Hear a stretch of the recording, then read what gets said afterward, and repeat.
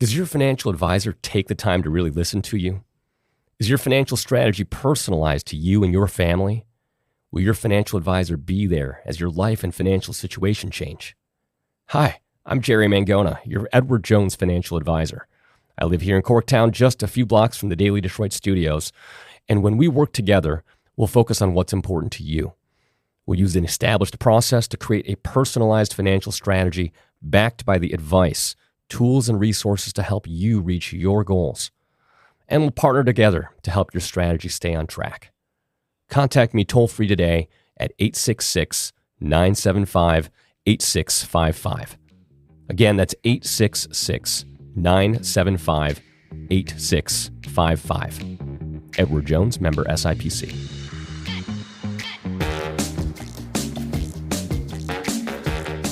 On your Daily Detroit, we're diving into a crisis that affects not just our classrooms, but the future of our entire region, Michigan's unraveling education and talent pipeline. We're going to unpack a new report that doesn't pull punches. Michigan has tumbled to 40th in per capita income nationwide, a far cry from the place we held just a generation ago. We're going beyond the headlines on this Tuesday, November 25th, and we get into what happened to our advantages. How did our state fall behind? And what's being done to reverse the slide. In a world where place and talent attract each other, we'll explore the hard truths and real opportunities for lifelong learners, for families staring down rising costs, and for a region that's at a crossroads. Feedback, as always, dailydetroit@gmail.com or leave a voicemail, 313-789-3211. Joining me on the line is Greg Handel, Chief Education and Talent Officer of the Detroit Regional Chamber. There's a new report out, the State of Education and Talent for 2025. It's got some very interesting things that I think we need to unpack and talk about and have some honest conversations about as a region. Greg, welcome to Daily Detroit. Thanks for having me. Absolutely. So why don't we talk about the core issue? Because, you know, we are making progress in Michigan. We've seen a number of headlines around that on multiple fronts. But this report, you know, right up front says that there's still a lot more work to do. Can you kind of outlay the issue right now as we're seeing it right now? Yeah, sure. So the bright flashing light in this report is the fact that Michigan has now fallen to 40th in per capita income among the 50 states, which is the lowest that we've ever ranked. It's the lowest we've been since they've started tracking this statistic. If you go back just 25 years, we ranked 18th. And so the reason for that decline is rooted in our education attainment rates here in Michigan. The percentage of adults with a college degree or some other kind of meaningful post-secondary credential. And the reason for that is back 25 years ago or 50 years ago, you could be a prosperous region, a prosperous state, but you didn't have to be that educated. There were plenty of good paying, relatively low-skilled jobs available. That's not the case anymore. So if you look at those states or those regions with a high per capita income, they're also ranked very highly in terms of percentage of adults with a college degree. So Michigan back in 2000, we were high income, but we were ranked pretty low with our attainment. Here we are in 2025, and that's a world that doesn't exist anymore. So our income ranking is going to align much more, like every other state, with the percentage of adults with a college degree. It's interesting. You know, we have so many great colleges and universities here. How is it that we've been slipping behind over this time? What are some of the driving factors? So there's a couple things that work here. One, if you look at those metropolitan regions around the country that have a high percentage of adults who are college educated, for the most part, it's not because they do a much better job with their K-12 and higher ed systems. It's because people migrate there from other parts of the country who have an education. They congregate in big metro areas. So if you look at Denver or Austin or Seattle, you know, their educated population is largely from somewhere else. So our disadvantage is that Michigan, I think, ranks next to last in terms of the percentage of the population who have come from somewhere else. So we're not a state, we are not a metro region that attracts as many people, educated people from elsewhere. So that means we're going to have to do a much bigger job with our own population. You know, and our educational institutions were really kind of built around educating a population that was coming out prepared and ready. And we didn't need that big of a population to be educated, to be successful. That has to change. So our systems have to serve a population that they haven't been used to serving in the past. Are there recommendations for things that could be done differently? So there's a couple things that we outline in the report. So one of the issues we have is there's a perception issue around higher education. There's kind of misperceptions about whether a college degree is still valuable, and there's misperceptions about what the costs are. So let's start with the perceptions around the value of actually having a degree. So the Chamber's done a lot of polling with the Glenn Gariff Group over the last couple of years, both the public at large and parents of high school students, focus groups of high school students. And there's a lot of questions about, is a college degree still worth it? Is it still pay off in a good career? And the answer is a resounding yes, even though that's not necessarily the kind of the conventional wisdom anymore. So the statistic that we point out in the report is that if you look at the best paying jobs in Michigan, so about 30% of the jobs in Michigan pay more than $65,000 a year. So if you're trying to prepare a population, if you're thinking about your own son or daughter, grandkids, what path do you want to put them on? 2/3 of those good paying jobs are held by four-year college graduates, even though they only make up 1/3 of the population. So the 1/3 of the population with a college degree has 2/3 of the best paying jobs. The other part of that data to understand is that for the rest of the population that are competing for those good jobs without a college degree, they didn't take an alternative training path to get there for the most part. Those are people who were just promoted over time. So I think there's this perception that, well, you don't need a college degree. There's a lot of skilled trades opportunities, technical training opportunities. To be sure, those things exist. But in terms of the overall percentage of good paying jobs, it's a much smaller percentage than people think.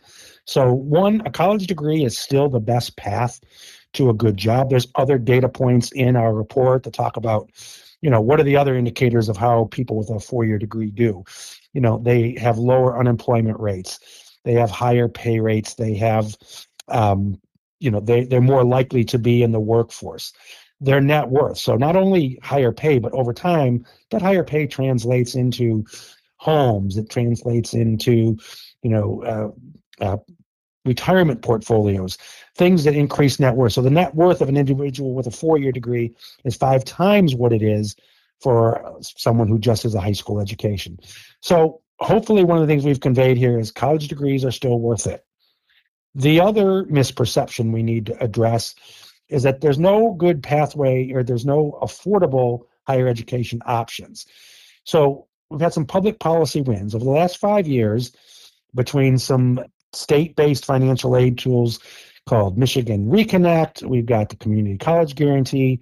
We have Michigan Achievement Scholarship. All provide a lot more student aid than existed 4 or 5 years ago. So basically, almost anybody in the state can now go to community college tuition free. So that's something that the public perception has not caught up to.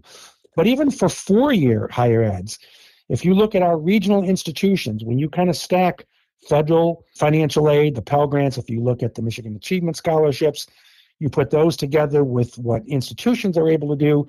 And if you look at Oakland University and U of M Dearborn, our big publics in our region, 50% of their incoming freshmen last year did not pay tuition. At Wayne State, that figure was 60%. So there are very affordable, local, higher ed quality options that the public's just not really aware of. And it might not be surprising. So the thing I think about with some of my listeners is they will say things like, well, I got this degree, but I'm not making enough that I feel like it's worth it. There's definitely that feeling there. And if they don't know about those programs being available, that affordability being there, I think it's understandable how someone living their life and they're feeling like they're themselves behind, telling their kids like, hey, I'm still paying off all these student debts. I'm not sure that it's worked out for me, despite all of the macroeconomic data that you're sharing with us. Right. Yeah. So a couple of things to note. One is, a college education is basically a 40-year investment, right? Your working career is going to be 40 years roughly. So you can't just look at, sometimes you see a lot of statistics around what people are doing a year after they graduate or 2 years after they graduate. But what you really need to do is look at where are they 10 and 20 and 30 years. So that's one piece of it. The second is, there are stories out there like that.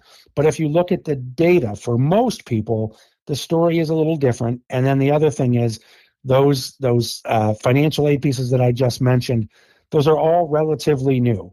Michigan Reconnect came in 5 years ago. Community College Guarantee and the Michigan Achievement Scholarship just in the last 2 years. So those are things that have only been available to students who enrolled in higher ed in Michigan in the last 2 years. So it's going to take time for that perception to catch up. And I think we all have a lot better job to do in terms of communicating that. For sure, for sure. And that's one of the reasons why I'm glad to talk to you.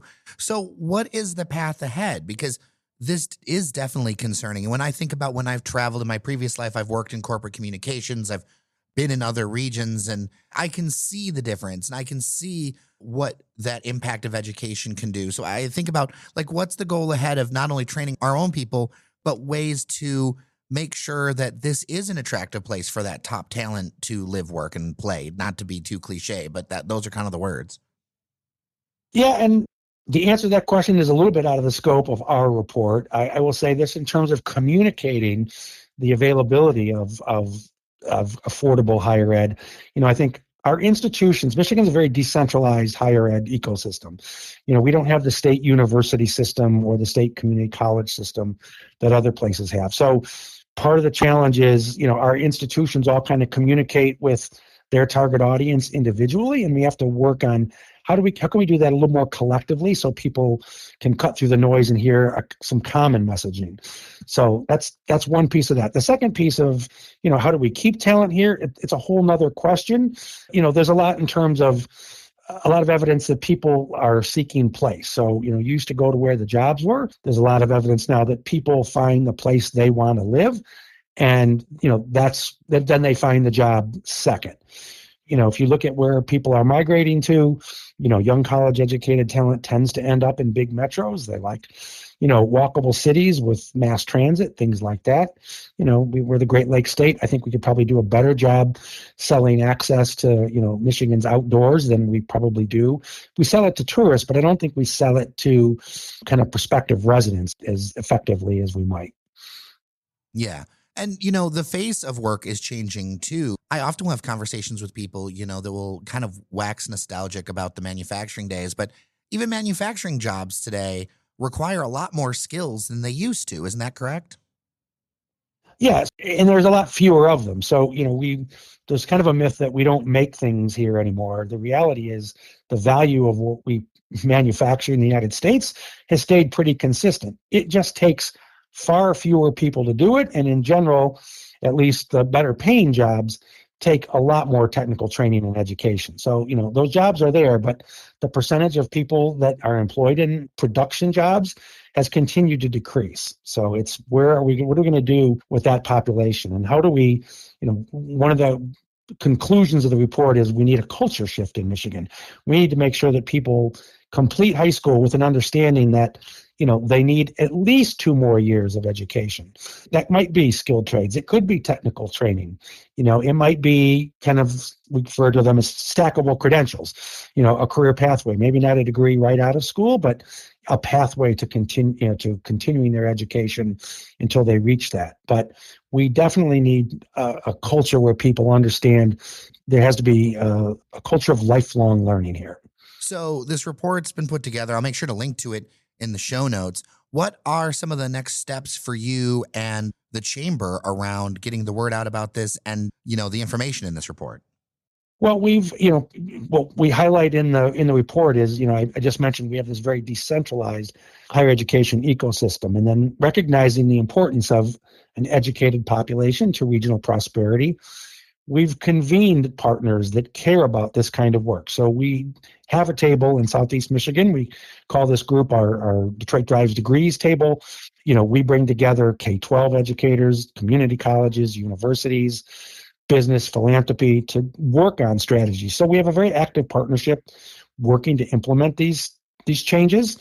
Right now, we're right now looking for opportunities to expand what we call dual enrolled credit. So we know that around the country, students who take dual enrollment classes, that's an opportunity for a student to graduate from high school having taken classes that count as college credit. Michigan really lags the rest of the country, at least our nearby neighbors, in terms of the percentage of students who do that. But we know when it happens, students are much more likely to enroll in higher education after they graduate high school, and they're also much more likely to complete once they do. So what we're doing is looking for opportunities to grow that enrollment.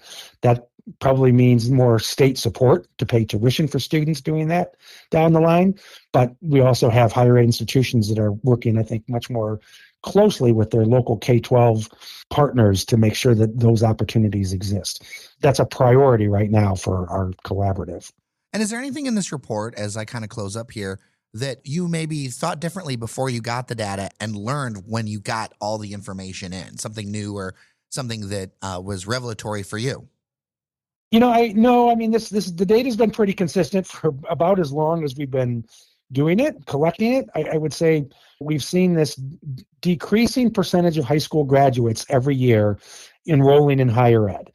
And what we're waiting to see here now are these new financial aid incentives starting to kind of create an inflection point. I think there's a sense that they are. The number of students enrolling in higher ed in the city of Detroit had been declining every year for the last 5 years. It started to tick up by a couple percentage points for our last year in this report. We're hoping to start to see that in the region as well. So, we're hoping that we're kind of at an inflection point where we're going to kind of change the direction of the graph here. But otherwise, it's consistent data that tells us we need to change course. I hope that we're an inflection point too. And I hope people go check out and look at all the data for themselves and kind of absorb, because a very strong case is made here, Greg, that there's got to be some course correction in this, because this is a very important deal for Detroit and Detroit region's future. Yeah, and the state, our per capita ranking is going to continue to fall if our education attainment continues to fall relative to other states. The last figure I'll leave you with is, had we just maintained our 18th place in terms of per capita income that we had in 2000, per capita income here right now would be $8,000 a year higher. Ooh. Wow, that is a big deal. That's what we've lost by losing ground to other states. That is a big deal, and thank you for sharing that number. Greg Handel, Chief Education and Talent Officer, Detroit Regional Chamber. I appreciate your time today on Daily Detroit. Thanks so much. And we are done for today. Thanks so much to our members on Patreon, patreon.com/dailydetroit. Without local support, this all-local podcast can't happen. And a reminder, feedback, dailydetroit@gmail.com. Norris Howard joins me tomorrow. Until then, I'm Jer Stays. Remember that you are somebody, and I'll see you around Detroit.